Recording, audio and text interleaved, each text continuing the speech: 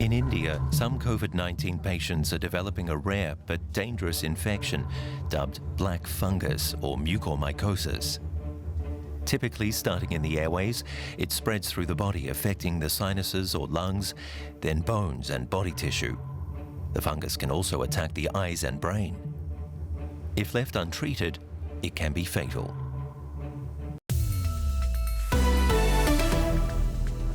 I'm Ben Fazulin. Nice to have you along. It's important to note that black fungus is extremely rare. In India, it normally affects around 900,000 people a year, according to one study. That's less than 1% of the population. But now big hospitals are reportedly diagnosing it in patients every second day. In this ongoing second wave, COVID patients are especially at risk because their immune system is weakened, and that may be contributing to the rise in cases of black fungus in India. Oliver Cornely is from the European Excellence Centre for Invasive Fungal Infections in Cologne. First of all, what are the symptoms of a black fungus infection? Well, the symptoms of mucormycosis, that infection, is unspecific runny nose, fever, but then it might turn into a specific sign, and that is that the skin gets necrotic, and necrotic skin would look black. That is why it's actually called a black fungal disease. It's not really a black fungus, that's a different class of fungi, but it looks black on the skin. Could you explain what actually happens to a patient? What do they go through? What do they experience? Well, that fungus or that group of fungi really are destroying tissue. So imagine that there is a sinusitis caused by that fungus. Then it doesn't stop there, but it actually moves into the bone, and it might destroy bone and then move into the next neighboring organs and tissue. And that could be the eye. And therefore, patients reported to me and said, well, I woke up in the morning and couldn't see anything on that one eye. It's actually not painful because it destroys the nerves as well. Okay, it's not painful, but the consequences are severe. I mean, can you treat it, and can you treat it soon enough to prevent something like that happening? Well, if you think of it, then you can treat it, but it's difficult to get the right point and to exactly understand what's happening because the symptoms are unspecific. You could treat it with either surgery or with antifungals. That's the antibiotics directed against fungi, or you combine both. But you need to be really, really fast with that. Oliver, tell me why it's such a problem in India right now. I guess there are several reasons why that is. So one risk factor for mucormycosis, which is a well-known risk factor, is diabetes, and specifically uncontrolled diabetes. That means that you have very high levels of blood sugar or glucose in your blood, and that triggers the tissue invasion of the fungus. And in India, in the region, you have a massive number of patients with diabetes who are at risk permanently, even without corona.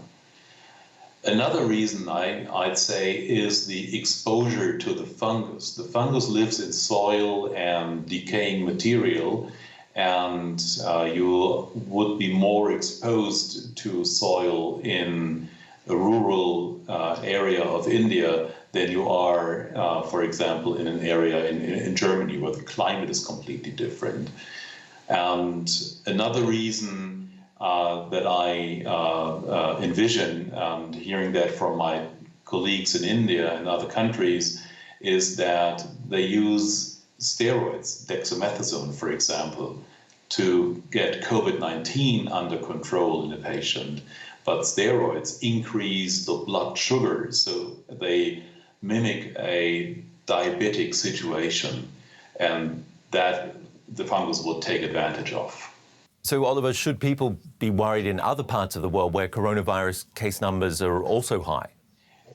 In other parts of the world, the problem is not that large as we see it in Southeast Asia, India. The reason might be that fungal infections are not that frequent in other regions, North America, Europe, for example. South America has a different pattern of fungi, and mucormycosis has so far only been diagnosed in a tiny minority of patients. We don't know about Africa, actually. And Australia would be very similar to other parts of the world with a low number of mucor. So it's the different regions of the planet have their different fungal infections. And Oliver, just lastly, this was something I'd never even heard of before this show. Is that something that makes your work difficult? I mean, getting the funding to research something that's quite fascinating. It's something that's not frequent, but it's definitely something I don't want to get. Yeah, that's true. It's infrequent, and for these infrequent infections, there's almost no way to get funding, so it's heavily underfunded. That's one reason why we only have basically 3 drugs that we can use against these fungi, which is a number that's too low, and it's toxic drugs, quite some of them. Okay, we'll have to leave it there. Thanks for your time today. Oliver Cornely from the European Excellence Centre for Invasive Fungal Infections. Thank you very much. Time to answer more of your questions now. Over to our science correspondent, Derek Williams.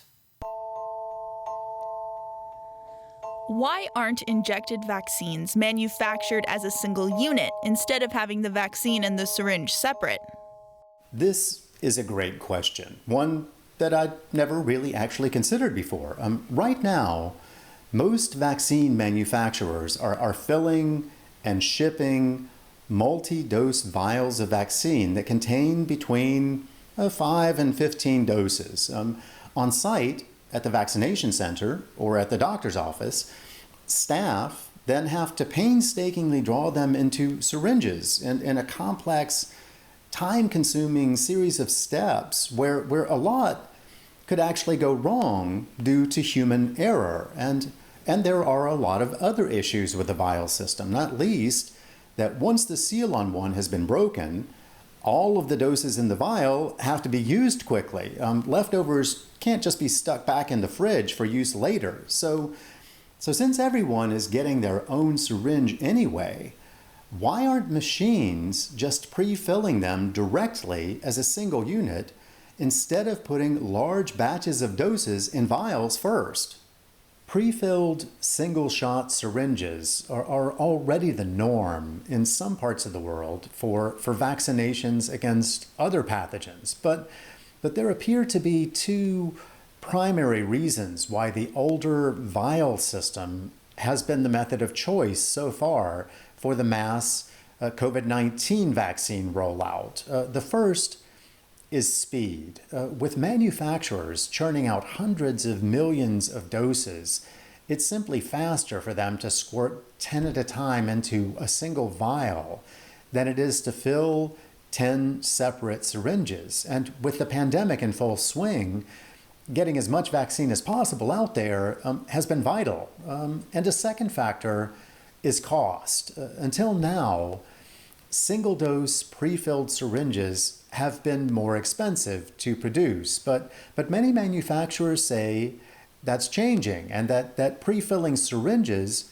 is actually more efficient because then you don't need millions of medical-grade glass vials. So when demand for COVID-19 vaccines begins to slow, I think that you can expect pre-filled syringes to grow in popularity because they have so many advantages.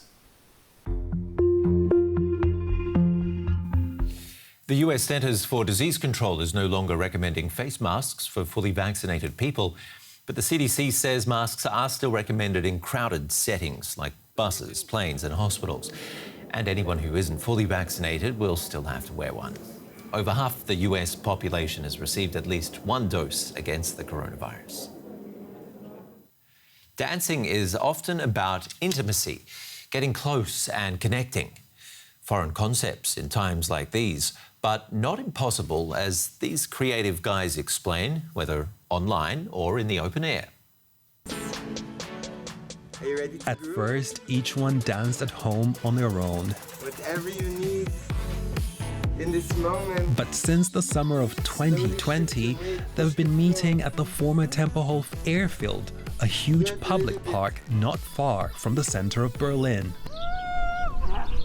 Now it's a big field, so there can be a lot of people, and we can feel that distant closeness, which I also felt here today, which is really beautiful. There is really kind of a connection. Well, no, there's a literal connection.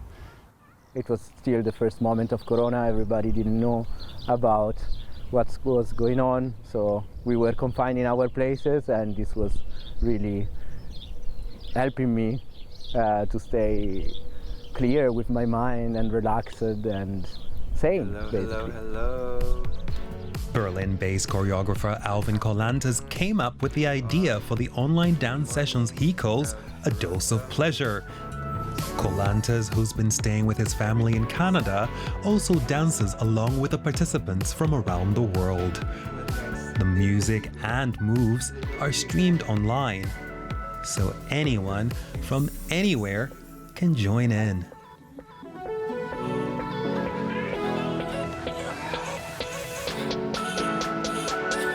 Really about their own journey, and then because we tap into the research together, we tap into the music together, we create a community. So this is what I really enjoy, is that we're all taking ownership of where we are, and then we meet together with the music and the guidance. Whether here in a Berlin park or elsewhere in the world, they are dancing together to beat the pandemic.